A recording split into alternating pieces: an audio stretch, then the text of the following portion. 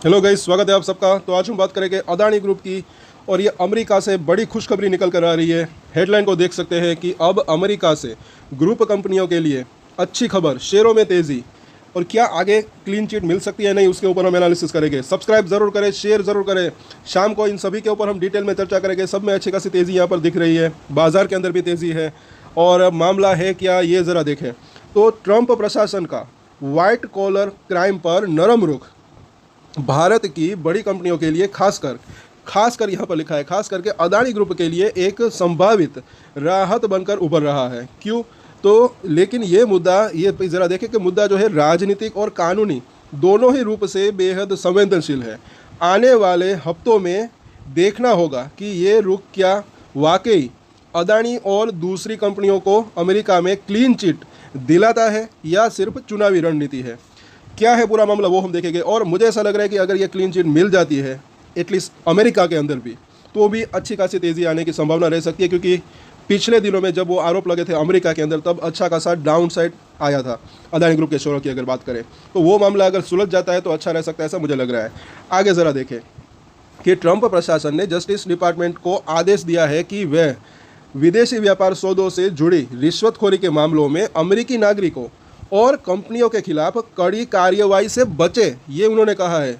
और wall street journal की report के मुताबिक अमेरिका की अटॉर्नी जनरल पाम बॉन्डी ने कहा है कि अब जो है जांच का फोकस, ये ज़रा देखें काफ़ी इंपॉर्टेंट है, कि अब जांच का फोकस ड्रग माफिया और आतंक से जुड़ी फंडिंग पर होगा। ये काफ़ी बड़ी बात, अच्छी बात इसको दिख रही है, न कि कारोबारी रिश्वतखोरी पर।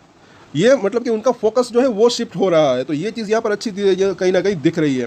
कारोबारी रिश्वतखोरी से हटकर उनका जो फोकस कहाँ पर होगा, ड्रग्स माफिया और आतंकवाद से जुड़ा। और इसका मतलब साफ है कि कई बहुराष्ट्रीय कंपनियां जिन पर अमेरिका में जांच चल रही थी, उन्हें अब राहत मिल सकती है यहाँ पर। तो ये चीज़ अगर हो जाती है तो काफ़ी बढ़िया रह सकता है। और जाहिर सी बात है, आप यहाँ पर हम खुद समझ सकते हैं कि ज़्यादा नुकसानदायक या खतरनाक कौन है, ये दोनों है या फिर ये है, ये तो हम भी समझ सकते हैं।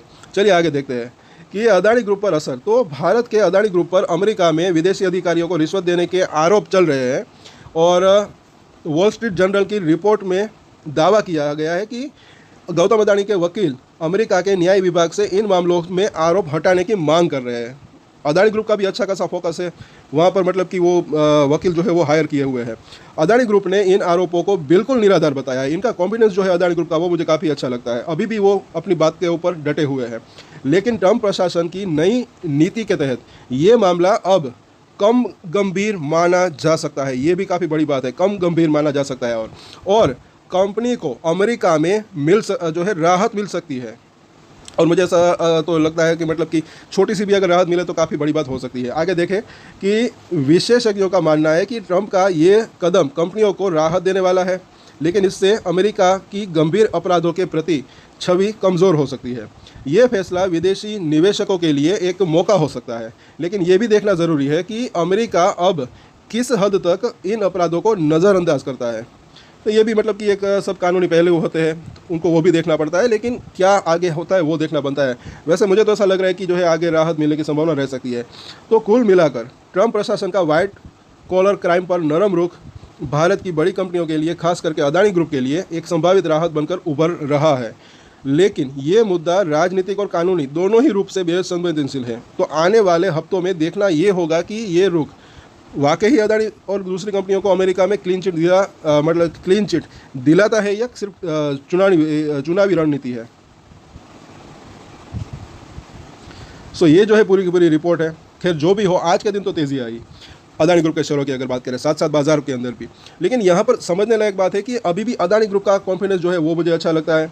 उन्होंने वहाँ पर लॉ फर्म्स जो है वो हायर की है। तो आने वाले समय में हो सकता है कि थोड़ा वक्त लगे या फिर जल्दी भी हो जाए, लेकिन एक क्लीन चिट मिलने की संभावना हो सकती है या तो फिर राहत मिलने की संभावना रह सकती है। साथ साथ अब क्या है कि कई कंपनियों के Q4 के रिजल्ट भी आ जाएंगे, तो उनका भी, उसके ऊपर भी फोकस रहेगा बाजार का। और मुझे ऐसा लग रहा है कि कई शेयरों के अंदर एक अच्छी तेज़ी की संभावना रह सकती है। हाँ, बाजार सर्वोपरि है, बाजार अभी अच्छा खासा है।